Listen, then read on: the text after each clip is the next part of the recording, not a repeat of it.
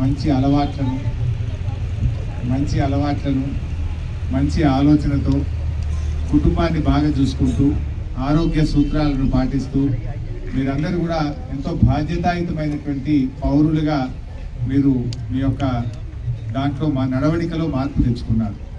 ఒకటి, credit cooperative society మీ చిన్న అవసరాలను తీర్చడమే కాదు, మీకు జీవిత బీమాను కల్పించడమే కాకుండా మరి మీ ఆలోచనలో కూడా మార్పు వచ్చింది. చాలా అంటే సిద్దిపేట బ్రాండ్ ఇమేజ్ను మీరే పెంచారు. సిద్దిపేట బ్రాండ్ అంబాసిడర్గా మీరు మారారు. ఎవరు వచ్చినా సిద్దిపేటలో మీ ఆటో ఎక్కుతారు కనుక మీ నడవడిక, మీ ఆలోచన, మీరు మాట్లాడే మాట ఆ ప్రజల మీద ప్రభావం చూపిస్తూ ఉంటుంది. సో మీరు కూడా గుట్కా బంద్ చేసి, పాన్లు బంద్ చేసి, చాలామంది మద్యపానాన్ని కూడా మానేసి, చాలామంది మంచి చక్కగా నడవడికతో మీ కుటుంబం యొక్క బాధ్యతల్ని చూసుకున్నారు. మన పట్టణం యొక్క గౌరవాన్ని కూడా పెంచారు. అదేవిధంగా ఇలా మీ పిల్లల్ని కూడా బాగా చదివించాలని దానికి కూడా మనం కౌన్సిలింగ్ పెట్టుకున్నాం. ఆరోగ్యపరంగా కూడా కౌన్సిలింగ్ పెట్టుకున్నాం. ఇట్లా ఎంతో మంచి ఆలోచనతో మనం ముందుకు పోతా ఉన్నాం. రాబోయే రోజుల్లో ఇంకా ఇది బాగా ముందుకు సాగాలని కూడా కోరుకుంటా ఉన్నాం. ఈ సందర్భంగా మన రాష్ట్ర ప్రభుత్వం కూడా మరి ఈరోజు ఆటో కార్మికులను మొత్తం రోడ్డు మీద పడేసినట్టు చేసింది. ఈ రాష్ట్ర ప్రభుత్వం కూడా వెంటనే కార్మికుల పక్షాన ఆలోచించాలి. ఇలా కార్మికులు తమ యొక్క జీవనాన్ని కోల్పోయే పరిస్థితి ఏర్పడింది. దీనికి ఇలా ప్రభుత్వం వెంటనే ఈ ఆటో కార్మికులకు నెలకు 15,000 రూపాయలు జీవన భృతి ఇవ్వాలని డిమాండ్ చేస్తారు. ఉచిత బస్సు మంచిదే, దాన్ని ఎవరు కాదంటలేదు. ఇంకా బస్సులు పెంచండి.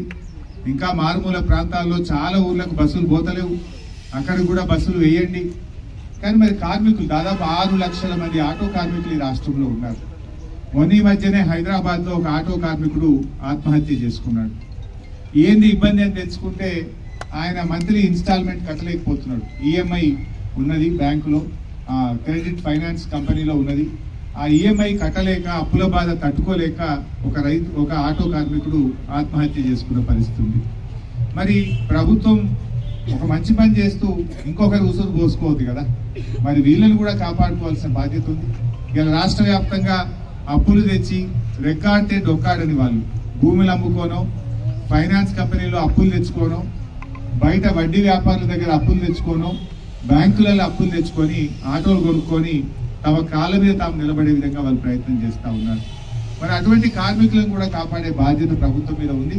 ప్రభుత్వం వెంటనే ముందుకు వచ్చి ఈ ఆటో కార్మికులందరికీ కూడా నెలకు 15,000 రూపాయల జీవన భృతి ఇవ్వాలని చెప్పి డిమాండ్ చేస్తా ఉన్నాం. తప్పకుండా రాబోయే రోజుల్లో అసెంబ్లీలో కూడా మీ యొక్క సమస్యను ప్రస్తావిస్తాం, అసెంబ్లీలో కూడా లేవనెత్తుతాం, ప్రభుత్వం మీద ఒత్తిడి పెంచుతాం. ఆటో కార్మికులకు న్యాయం జరిగేదాకా కూడా మేము మీ వెన్నంటి ఉంటామని చెప్పి కార్మికులందరికీ కూడా మనవి చేస్తా ఉన్నాం. అదేవిధంగా ఈ గేమ్స్ అనేది కూడా చాలా మంచి కార్యక్రమం. మీలో ఒక నూతన ఉత్సాహాన్ని కలిగిస్తుంది, స్పోర్టివ్నెస్ను పెంచుతుంది. మరి ఈ గేమ్స్ కూడా శారీరక దారుఢ్యాన్ని పెంచుతూ మీ ఆరోగ్యాన్ని కాపాడడానికి కూడా ఎంతగానో ఉపయోగపడుతుంది. ఈ స్పోర్ట్స్ ఈవెంట్స్లో అందరూ ఉత్సాహంగా పాల్గొని మరి మంచి క్రీడా ప్రతిభను చాటాలని చెప్పి కూడా ఈ సందర్భంగా కోరుకుంటూ, మన సిద్దిపేట స్పోర్ట్స్కు ఒక నిలయంగా ఉంది. అన్ని రకాల గ్రౌండ్స్ ఉన్నాయి మన దగ్గర.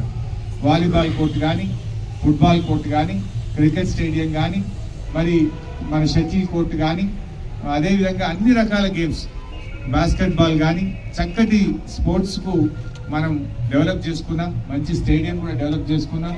మీరు కూడా మీ ఆరోగ్యాన్ని కాపాడడానికి ఏమైనా టైం దొరికితే తప్పకుండా స్పోర్ట్స్ ఆడండి. లేదు ఉదయం పూటనో సాయంత్రమో ఎప్పుడు టైం దొరికితే అప్పుడు కొంచెం వాకింగ్ చేసి ఫిట్నెస్ని ఇంప్రూవ్ చేసుకొని మీ ఆరోగ్యాన్ని కాపాడుకోవడం కోసం కూడా మీరు తప్పకుండా కొంత సమయాన్ని కేటాయించాలని చెప్పి కోరుకుంటూ మీ అందరికీ అభినందనలు. జై తెలంగాణ.